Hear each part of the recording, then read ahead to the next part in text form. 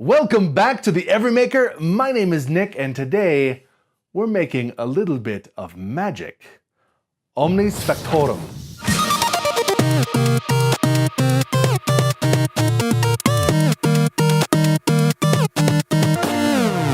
When I first read Harry Potter, I fell in love with the series. I wanted to be part of that world, to get involved, to be able to do magic, to have my own wand. It was so fascinating.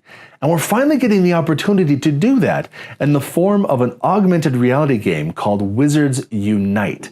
It's a game being put out by Niantic, the same people that put out Pokemon Go. Now my friend James over at Wood by Wright decided that he's going to start a new channel called Wizards News, where he talks about everything Harry Potter Wizards Unite. So go check out his channel. You'll find a link up there or down below in the doobly-doo. And he had this really cool idea also to collab with several other people making wands. And that's what we're going to do today.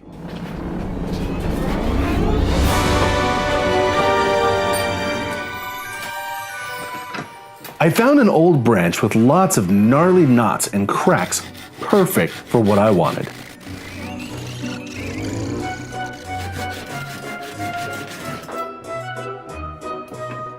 After cutting off a chunk, I cleaned up the handle with a little chisel work.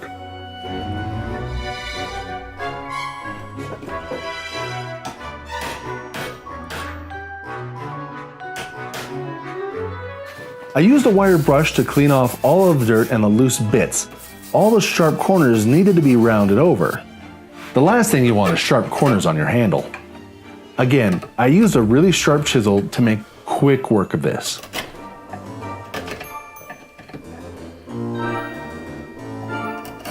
Now comes the fun part. I've never used a spoke shave before, but I knew this was the perfect project to use nothing but hand tools. A spoke shave is just a plane with the handles on either side of the blade and is the perfect tool for carving out this project. I roughly marked out where I wanted the handle to be, then got to work. The spoke shave I have is very inexpensive and is a great place to get started if you want to work with hand tools. It took a minute to get the tool adjusted, but once I did, I really enjoyed using it. There's just something about working directly with the wood, just you, the tool, and the thing that you're making, that is just so satisfying.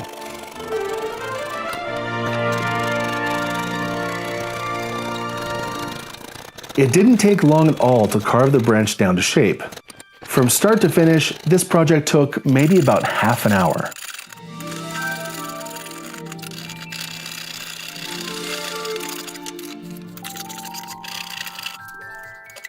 Once I got down to a rough shape, it was time to think about the design of the handle. I used a saw and a chisel to outline my design and cut away the excess wood. There really is no right or wrong way to shape your wand, as long as you use the tools properly and are staying safe. The design ideas are limitless. I wanted a hard, rough, natural-looking handle to stand out from the sleeker, tapered wand. Since I couldn't use the spoke shave the entire length of the wand and get a nice shoulder where the two parts met, I used a saw to establish the shoulder and a chisel to cut away the excess wood.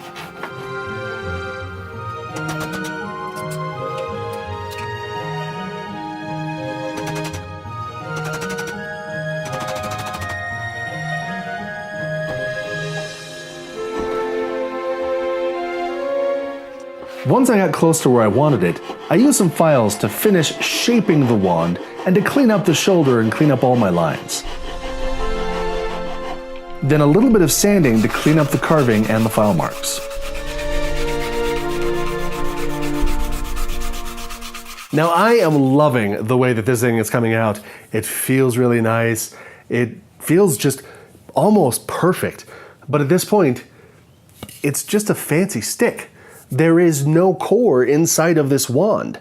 But with the grain in this being all twisty, there's no way I'm going to be able to crack this in half to stick anything inside. So what I'm going to do is use the cracks that are already here and put the hair inside, glue that in place, and suddenly my stick has its magic.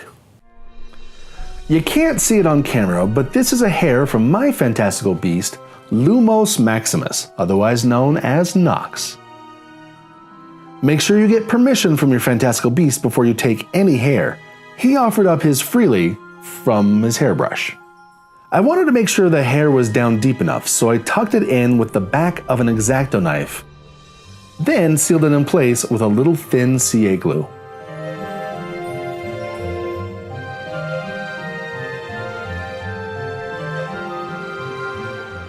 I loved the way this wand came out, but I decided to give it a little color, especially to fill in some of those gnarly cracks in the handle.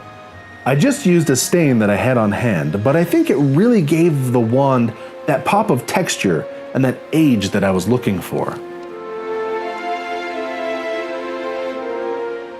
There are many, many ways to make a wand. If you can find a straight grain piece of wood, you can split it right down the middle, which makes it much easier to add your core.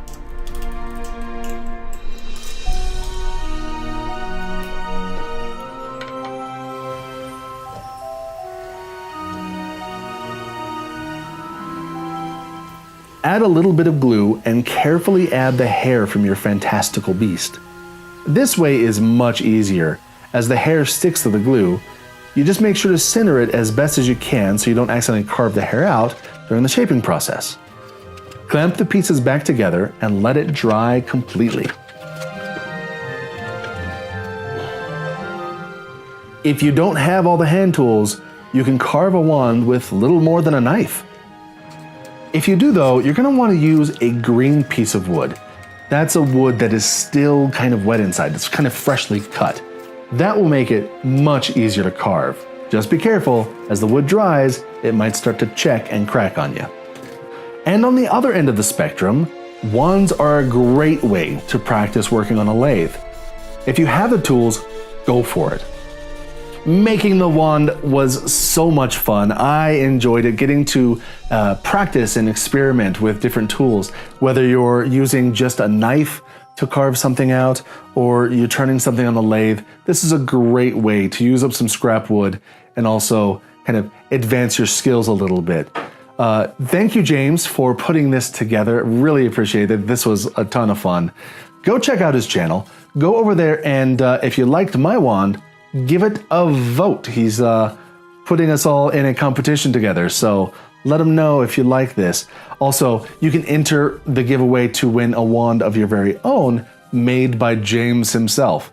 So, fun project. Go over there, check his video out, check out Wizards Unite, check out Wizards News. All the links are down below in the doobly-doo, and I'll see you guys again real soon.